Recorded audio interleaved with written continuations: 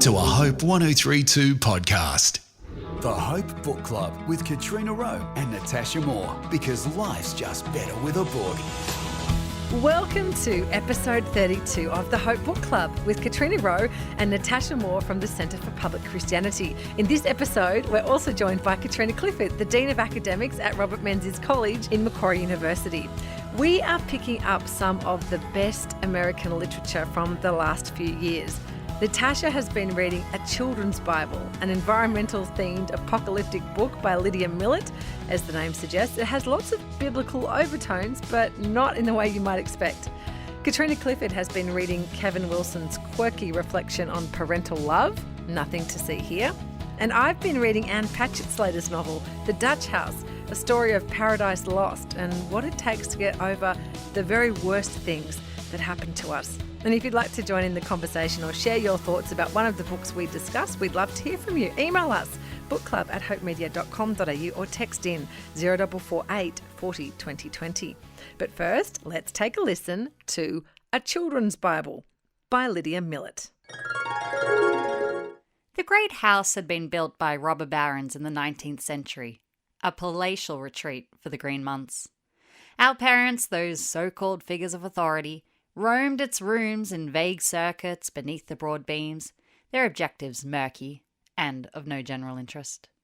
They liked to drink. It was their hobby, or, said one of us, maybe a form of worship. They drank wine and beer and whiskey and gin, also tequila, rum and vodka. At midday, they called it the hair of the dog. It seemed to keep them contented, or going at least. In the evenings, they assembled to eat food and drink more. Dinner was the only meal we had to attend, and even that we resented. They sat us down and talked about nothing. They aimed their conversation like a dull grey beam. It hit us and lulled us into a stupor. What they said was so boring, it filled us with frustration and, after more minutes, rage. Didn't they know they were urgent subjects? Questions that needed to be asked? If one of us said something serious, they dismissed it. May I please be excused? That is from A Children's Bible, an environmental apocalyptic novel by Lydia Millet. The Washington Post describes this book as a blistering classic and the Lord of the Flies for a generation of young people left to fend for themselves on their parents' rapidly warming planet. It's about a group of families who have rented an old mansion together for the summer, but who descend into chaos after a hurricane tears through the neighbourhood and destroys their holiday home. Told by a teenage narrator, Evie, A Children's Bible highlights the generational conflict between our young people and their parents when it comes to climate change. Natasha Moore is here from the Centre for Public Christianity. G'day, Natasha. Hi, Katrina. How you doing? Good. So the narrator of this book is a teenager called Evie. Can you tell us about her and her situation when the novel opens? Sure. Evie is very likable and her voice is very likable. I loved how this novel is written. It's very low-key but blisteringly funny. She is one of a bunch of teenagers and a few younger kids as well who have come together over the summer. Their parents kind of were in college together and have decided to all catch up and spend the summer together at this kind of massive mansion somewhere in the countryside. And basically, you know, you have Evie as a character in her own right, but also she often writes as a sort of we, because there's a real sense of the kids and the adults being completely separate, almost separate species in this novel. So the parents are basically kind of just spending every day drinking and, you know, lounging about and, you know, maybe ending up dancing or cavorting in various ways under the influence of alcohol. And the kids kind of find the parents just a bit incomprehensible and disgusting. And they're off kind of, you know, enjoying the outdoors and so on, but also kind of have their own like dramas and adventures happening. They see the parents as such a separate thing to them that they have this summer-long competition where they won't admit whose parents belong to which children. And the parents are leaving them kind of completely unsupervised. I was going to say, they sound totally absent from the children's lives. And, I guess like the kids are kind of occupying themselves and everybody's happy, but, until things go quite wrong. But it means that, they just don't want to acknowledge any of the parents, any of the adults, any of the grown-ups as belonging to them. And so they tell the parents, don't call us by our names or anything. And if something does happen, so someone gets like one of the younger kids gets sick and goes to mum and dad, then they, figure out who the parents are and you lose the competition. So there's this real sense of kind of the kids are like the other kids and they're in their own world, and the adults are kind of indistinguishable from one another and are a bit kind of, just a bit pathetic. That A bit disengaged, would you say? yeah, and just a bit self-absorbed, I guess. They're kind of enjoying their party, but really not that concerned about their children. That's kind of a depressing view of family life, isn't it? I can see It that. sounds that way, doesn't it? Yeah. It's very cleverly written, and because it's from the perspective of the children, and teenagers kind of do orient themselves sort of outwardly looking from the home and kind of find their parents embarrassing and whatever. So you kind of really get it from their perspective, from their world, and the things that they're preoccupied with and trying to figure out. So one of the kids, Jack, is handed an old children's Bible and told to go entertain himself with it, even though he has no religious background whatsoever. How does he interpret what he finds in his children's Bible? Yeah, so he starts reading this Bible that one of the mothers, the nameless, unattached mothers, gives to him. And he has no idea what it is. He kind of sees it as like in the same class as his Frog and Toad Treasury that he loves reading. But as things kind of start going wrong, there's this big storm and things don't go back to normal after the storm. Environmentally or socially or anything, he starts to see things happening in the world around him that are also happening in the Bible, the children's Bible that he's reading. And we see even more of that than he does. So they kind of, at one point, the kids decide that they need to leave, that it's not safe where they are anymore, and the parents decide to stay. I'm giving you some kind of spoilers here. And they kind of try to take some of the animals with them. So you have a bit of like a Noah's Ark thing. There's a baby that's born in a barn. There's a sort of crucifixion even. Some of this gets quite dark. And then there are things where like it sounds as though it should be a bit clumsy or overdone, but it's very restrained, the way that she makes the parallels and even what they mean. Like it's hard to interpret that. So when they arrive at kind of this farm elsewhere where they'll be able to kind of be safe, hopefully, one of them is trying to get reception. Like they go up a hill to get reception and to talk to the owner of the farm to confirm that they can use it. And they come back down from the mountain with like all these rules written down, which you kind of go, oh, wait, I know about this. Yes. Coming down that. It makes sense that you had to go up the hill to get reception. Yeah. And Jack comes up with a theory for what is going on with those parallels, like what this children's Bible that he has no idea what it means is saying to their situation. But it's not kind of a like neat or obvious, like one-to-one, this is what's happening. It's just kind of suggestive, I think, that what's going on for them is kind of big. They're part of something like on a bit of an epic biblical scale, but navigating that in, a very local way and not knowing what's going to happen. And so, yeah, I don't think there are any kind of neat, like, here's what the Bible bit means. But I think it really adds something in terms of like, what are we going through? And does that have deeper meaning?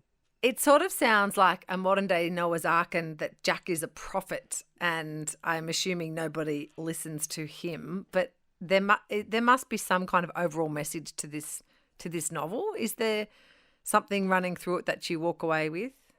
I think what struck me most about it is its critique of grown-up life and how we get kind of self-absorbed, and the ways that we try to maybe salvage meaning out of just kind of pleasure and ordering our lives the way we want to.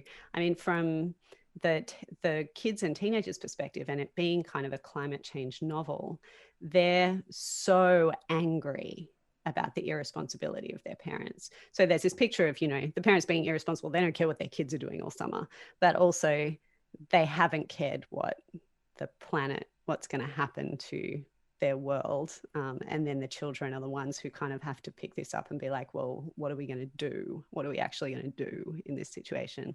And the parents don't cope very well at all with the world changing. They just kind of are stuck in their ways. And, that is in particular a climate comment, and really urging us to take that seriously.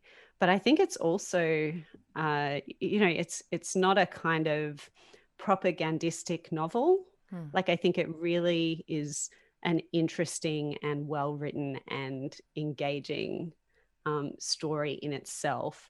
There's this devastating moment where Evie kind of reflects on the adults as adults and is like, they should kind of be thought of as invalids, as kind of having special needs, that each person fully grown was sick or sad with problems attached to them like broken limbs. And if you could remember that, it made you less angry, that the teenagers kind of see the grown-ups as kind of like, oh, they've grown up and they've become this thing that we find repulsive and difficult to imagine becoming ourselves. And I think that is very sad, but also quite thought-provoking. It sounds like a wake-up call to complacency in the way that something like To Kill a Mockingbird was a wake-up call about, racial injustice. Do you see that as a, like a must-read book in that way? Yeah, I do actually. I mean, I'm not saying it's To Kill a Mockingbird, right, which is one of the perfect novels of world literature, right? But I do think that being refracted through the teen or even the children's perspective, so Evie, but then younger than her Jack, her little brother, who's so kind of pure and so like loves the animals and cares about nature, and is this kind of pure innocent, really makes you see adult life and its preoccupations, and compromises and so on from that purer perspective. So you have kind of the teen anger and the child's like bewilderment and hope, and I think it is very effective overall as a novel. Even though I don't fully know what to make of it, I really found it kind of compelling. It sounds confronting and slightly confusing. Yes, that would be accurate. All right. And now to you, Katrina. Nothing to See Here by Kevin Wilson is the story of a woman with nothing to lose. Not much has gone right in Lillian's life since she was kicked out of boarding school for something that wasn't her fault. When her old friend Madison gets back in touch and asks Lillian to be the caretaker of her stepkids, she decides to give it a go. But there's something very unusual about these twins. When they become agitated, they spontaneously combust. Yes, that's right. Flames burst from their skin. Can Lily learn to take care of these highly unusual children? Katrina Clifford is here. She's the Dean of Academics at Robert Menzies College. She's read this quirky story. Hi, Katrina. Hi, Katrina. This sounds unusual. What made you pick this one up? Look, I think I was just so drawn in by the premise of these children who spontaneously combust. And how on earth might you look after them? What might be the impact of this condition that they have on them and on the people around them? It just sounded like too crazy an idea to not actually sit down and read the book. Did you have any trouble actually buying into the premise? Because it is a very strange kind of premise. Does it work? It's completely bizarre. It's completely bizarre and completely believable. I'm not quite sure how Kevin Wilson pulls it off, to be perfectly honest. But one of the really interesting things about the book is the premise is hilarious. The book itself is not particularly funny. It's certainly got funny moments. It's written in quite a comic vein, but it's not kind of a laugh out loud book. When the kids actually catch on fire, it's not a humorous scene. These kids are on fire and they're setting everything around them on fire, and we need to deal with this right now. And so I think the fact that he just treats it as a very, very unusual, but completely real and serious condition that these children have, that the adults around them need to work out how to cope with, actually really contributes to how believable it is. Okay, I'm thinking now that you might have a bit of a thing for magical realism, Katrina. That's true. Yeah, Yes. this is Yes, becoming a bit of a theme amongst your books. So Lillian takes on this role as carer for her friend's children, and she has to take on this role because their own parents aren't really fulfilling their parental duties. So what does Lillian learn about what it means to be a parent to these kids? Yeah, so Lillian hasn't had a particularly successful life up to this point. So she's 28, she got kicked out of this fancy private school. She's working 2 dead-end jobs and living in her mother's attic. And so she's had this experience of life in which nobody's really ever expected anything of her. She's never had to care for anybody, basically including herself. She's never really experienced much love or care or compassion for her. And so she's learning a lot about being in relationships generally from looking after these kids. She's suddenly thrown into this position of responsibility, although it's unclear what her friend Madison actually expects from her. Madison doesn't know these stepkids of hers. They've been living with their mother, who's recently died. And the whole point of bringing Lillian in is basically to keep them hidden so they don't interrupt with their father's political career. So the title, Nothing to See Here, is kind of reflecting that media preoccupation with scandal and kind of digging for the dirt in people's lives. The twins' father, Jasper, is a US Senator who's up for promotion to Secretary of State. And they just kind of need to get through the next few months of the confirmation process without anybody finding out that he has these 2 kids that spontaneously combust. And so Lillian is brought in to help preserve this family image. She's effectively brought in to make sure that the kids don't interfere with the political career of the father. But when she meets them, she sees something of herself in them, this sense of being different and disadvantaged and unloved and unwanted, and really feels drawn to them in a way that kind of puts her in conflict with her friend Madison and the political career of the father. Well, from what I've read of this, the friendship between Lily and Madison sounds very lopsided. Like Madison's had all the power from the beginning and Lillian just gets the raw end of the deal. Does that change at all? It changes to a certain extent. It's certainly true that while Lillian has ended up working dead-end jobs, Madison finished school, went to university, married a politician, has a beautiful life with a beautiful new child on this amazing estate. Her life kind of looks perfect. And Lillian talks early in the book about how she would do anything for Madison and would always have done anything for Madison. Part of how Madison's life has ended up the way it has is because everybody has always just done everything for her. So there's definitely a sense of power imbalance in the relationship. It's at times quite emotionally abusive as a friendship, but Lillian has very low self-esteem, and so kind of any attention from Madison, anything that she gets from Madison, even the feeling that Madison needs her, is really a boost to her self-esteem, and so she'll do anything for Madison. But during the course of the novel, as Lillian becomes the one that the children latch onto, as she becomes their safe person, she really sees a role for herself in standing up for them and looking after them and kind of being the adult in this relationship. And it starts to shift her relationship with Madison. That suddenly she's not just going to do everything that Madison wants her to do, because she has other people who also depend on her, and their needs and Madison's needs might not necessarily be in line with each other. Yeah, cool. Okay. What did you enjoy about Kevin Wilson's writing? It's really beautifully written. So it's written first person from Lillian's perspective. She's not a very appealing narrator. And so, she'll speak really negatively about people and about herself, but you get a real sense of who she is and the sort of background she's come from and the sort of life that she's been living. I think what I loved most about it was how understated a lot of what he's talking about is. So the children spontaneously combust. There's another guy who also works on the estate who's kind of like a bodyguard for the children to make sure that the media don't get in to take photos of them.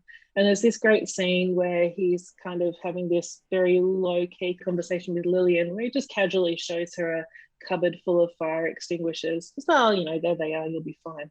And so the way it's written in this very casual style, it doesn't romanticize anything. It doesn't use any sort of excessive language. It doesn't dramatize the situation even. It's very much a way of bringing this very unusual situation into what otherwise feels like a very normal sort of family life. And the ability to use just really normal language through the eyes of a really normal sort of first-person narrator really contributed to how believable it was and really contributed to how enjoyable it was. Okay, so who do you think would enjoy it? If you are interested in books that explore the idea of parent-child relationships, that help you to kind of think through what does it mean to love and care for someone or to become attached to someone, then you'll probably enjoy this.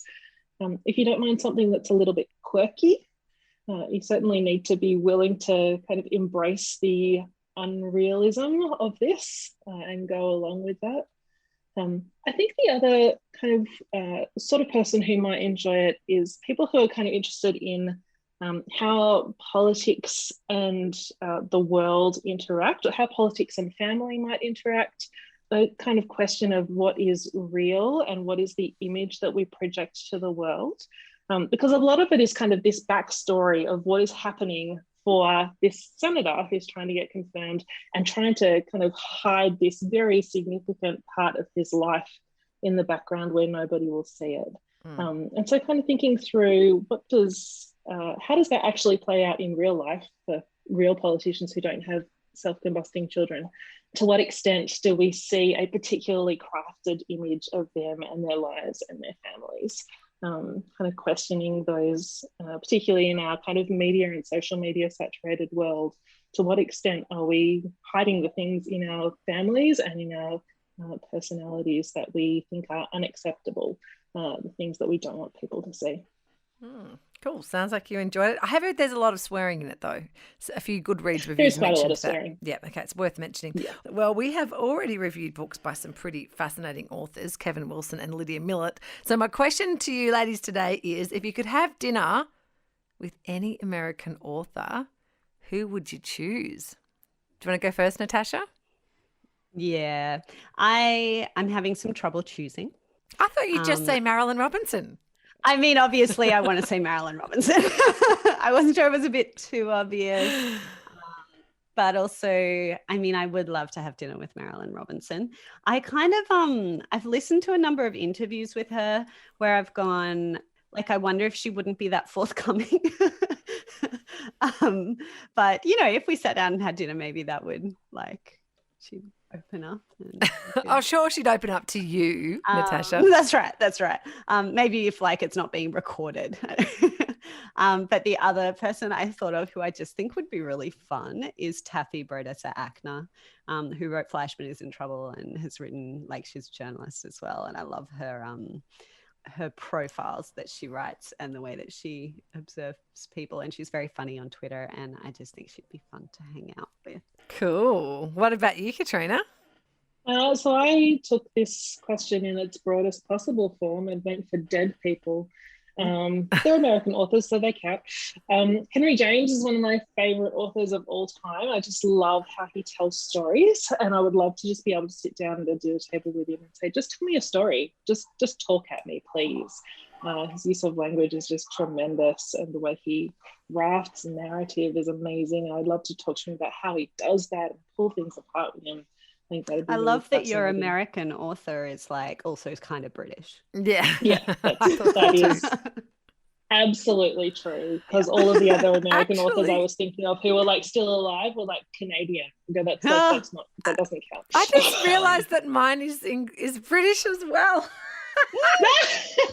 Katrina, who are you going to say? But she lives in New York. Sally Lloyd Jones, who wrote, she writes kids' books and she writes heaps of kids' books. But she wrote the Jesus Storybook Bible, and she's just a great writer. And I would love to meet her. But I realise she is actually British, but she lives in, I think, New York. Yeah. So anyway, maybe we should just we'll dinner with any author. Yeah, maybe we'll do that. Anyway, well, interestingly, we have a link here because you revealed Kevin Wilson's book, and Nothing to See Here, and that was actually dedicated to his friend and fellow author Anne Patchett, which is who I'm reviewing today. Who, by the way, I think would be fun to have dinner with as well. I read an article she wrote recently about how she became really good friends with Tom Hanks's personal assistant, and it was amazing, and it made me really want to hang out with her as well. So right, it works. Well, Tom Hanks narrated the audiobook of The Dutch House. Really? Yes, he did, and that's what I listened to. I did it as an audiobook. So this is the story of Danny Conroy, who, well, it starts with him as a young child, him and his sister Maeve. They grew up in this beautiful mansion known as the Dutch House, a lavish estate outside the suburbs of Philadelphia. And when their father dies unexpectedly, their stepmother kicks them out. And through their father's will, she becomes the owner of this beautiful home. And so because Danny and Maeve's mum left when they were little, not only have they lost their home, but they've lost their mum and their dad. And so they basically become everything to each other. And this book is really just about their inability to let go of the house and of what happened to them, the injustice of it, and their struggle to let go of the past really bonds them together, but it also in some ways drives them apart. And really interesting character in this book is their mother, who actually left them, abandoned them as children, but she's actually a kind of a saint. She left them to go and work with the poor, and she could not cope with living in this extravagant house. It was just so against her nature when she was so concerned for the poor to live that way, and she just couldn't. And so she ended up leaving. And so it's really interesting where almost she's like the bad guy and the good guy at once, in that her absence is what drove them ultimately into poverty. Because if she had been there, it would have still been their home. So, yeah, it's really interesting. It covers themes about forgiveness, inheritance, what it means to be rich, what it means to be poor, and, the bond between siblings. So it's a really fascinating read, actually.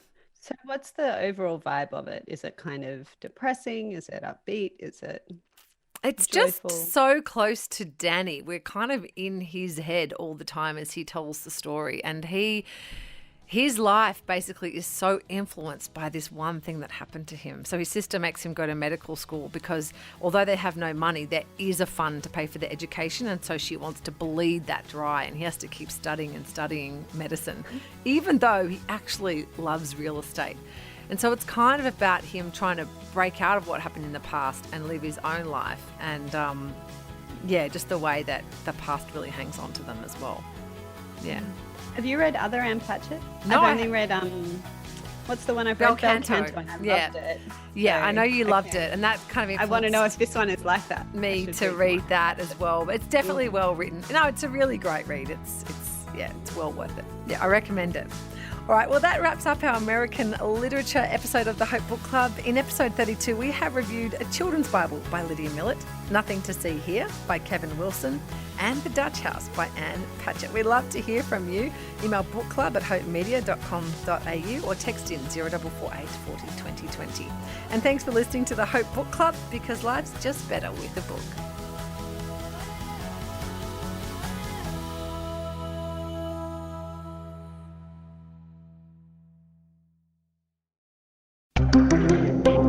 Hope 1032. Thanks for listening.